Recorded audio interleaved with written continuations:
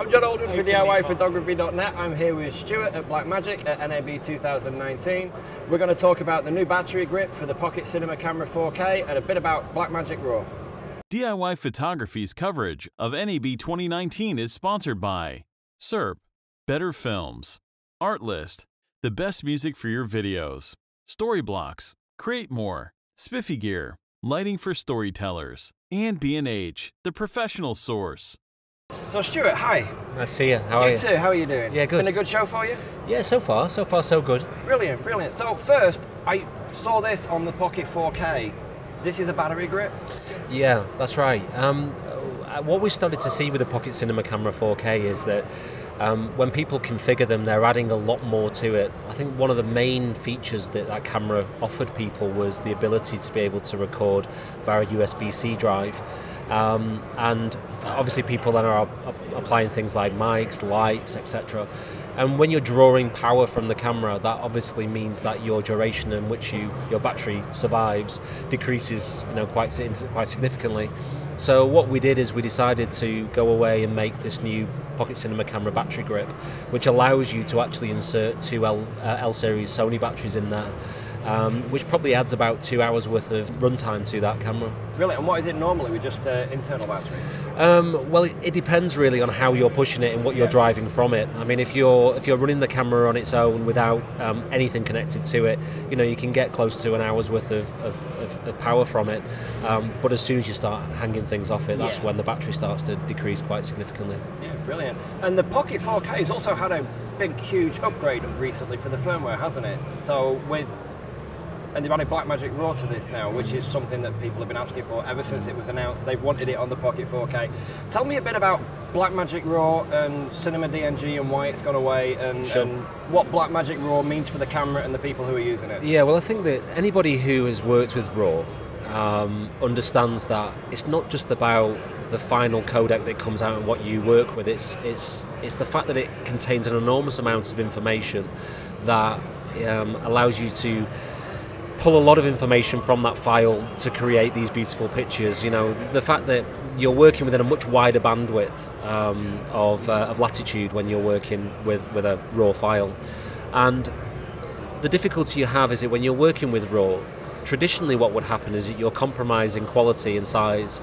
So you're working with high quality, but the size is quite significant. That means that when you then take that into a post-production environment, the first thing that you have to do is you have to work in a proxy mode, and then you edit in proxy or you transcode that into something else, and you then reconform or up-res those files back to the original files for the color grade process. Now, if you're working with a standard video file, you have more flexibility in terms of what you can do in terms of the edit process, but you don't necessarily have all of that latitude that you would get with a RAW format once you take it into the color correction process. So what we look at here are editing codecs and color correction codecs. As a camera person, what you really want to do is retain as much of that information as you possibly can, and you don't really want to compromise that, even though the size can be quite large.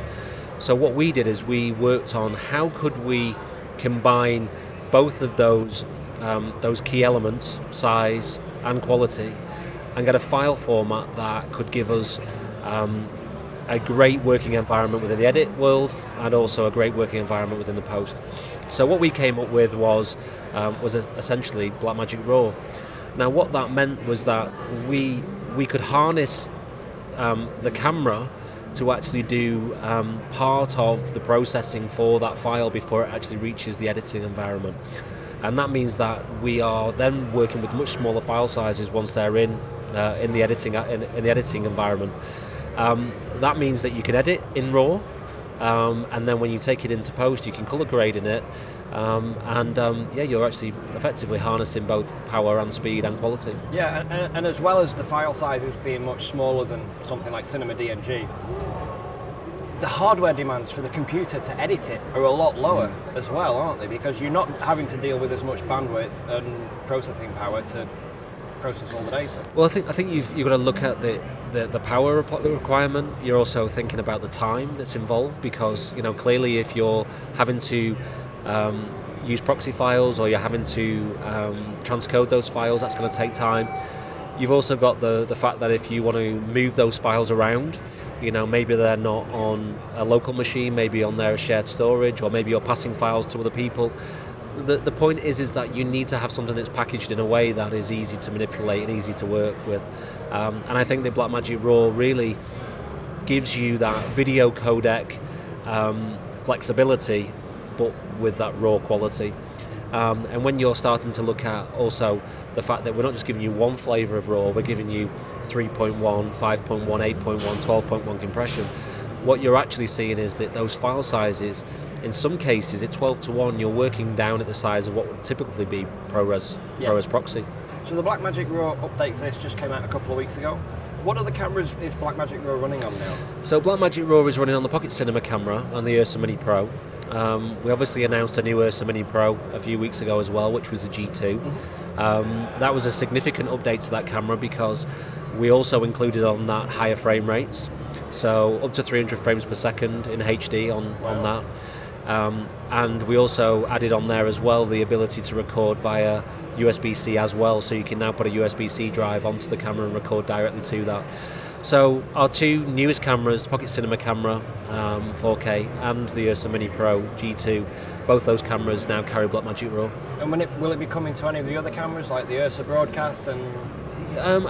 It's one of those where, because it's a technology that we own, it's a technology that we've developed. It's something that we can move, you know, eventually into hopefully more products even outside of the camera space. But right now the focus is on these two cameras. We'll continue to work with it and see where we go with it. And if the demand is there, then obviously we will look to push it into those other areas too.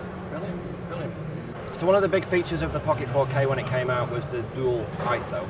Could you explain that a bit to me? Yeah, of course.